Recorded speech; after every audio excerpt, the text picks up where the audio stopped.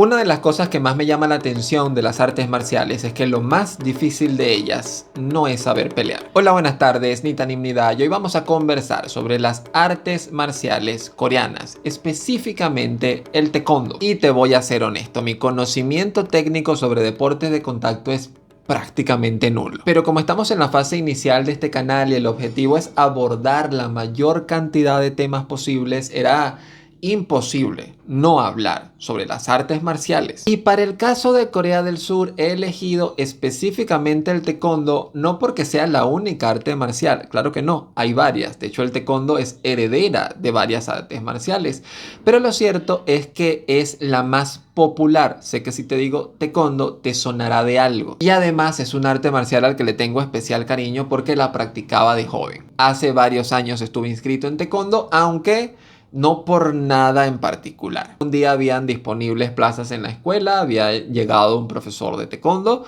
y habían ofrecido y bueno, me inscribí. Tendría yo 12, 13 años. Realmente fue por azar. Y para ese entonces yo no tenía conciencia de que había un arte marcial chino, un arte marcial coreano, un arte marcial japonés. La verdad es que no.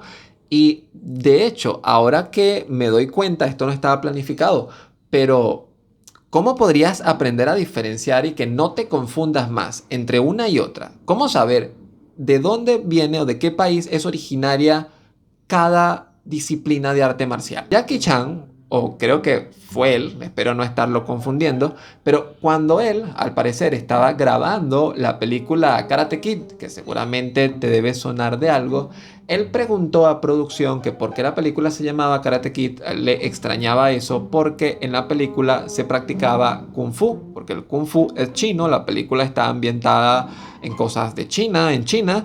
¿Por qué razón se llama Karate Kid si el karate es japonés? Mira cómo se escribe taekwondo. No sé si viste el video sobre el idioma coreano donde te conversaba el gran problema que significa la romanización para este idioma, porque romanizar confunde al momento de pronunciar. Y esta forma de escribir taekwondo, mira que una cosa es como lo digo y otra cosa es lo que estás viendo en pantalla, otra cosa es cómo se escribe de una manera complicada en comparación a cómo se pronuncia, es justamente por culpa de la romanización del coreano. Entonces, es tan sencillo como ver, ¿se escribe complicado? Pues seguramente es porque romanizaron el coreano. El taekwondo es coreano. Ahora, el kung fu lo practican los pandas. Y no me mires así. Está Kung Fu Panda. Kung Fu Panda está ambientado en China. El kung fu es chino. Y el karate, ya por descarte y por lo que se preguntaba Jackie Chan, es japonés, porque es la opción que nos queda. Lo sé, es poco profesional, pido disculpas, no significa que no me esté tomando el tema en serio, pero seguramente antes, si no sabías diferenciarlo, ahora con este tip que te he dado, no se te va a olvidar jamás cuál es cuál. Pero entremos en materia.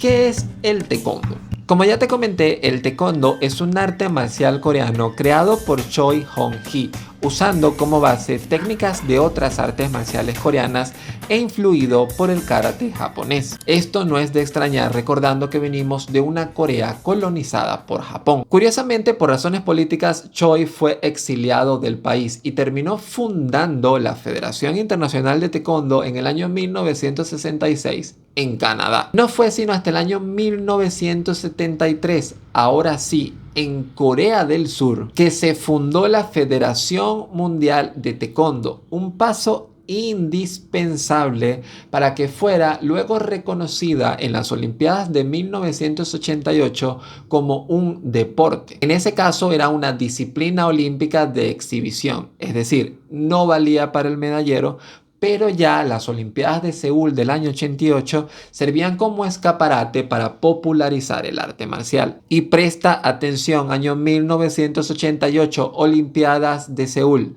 Si has visto los videos del canal relacionados a la historia de Corea y a la Ola Hallyu, sabrás que no es casualidad.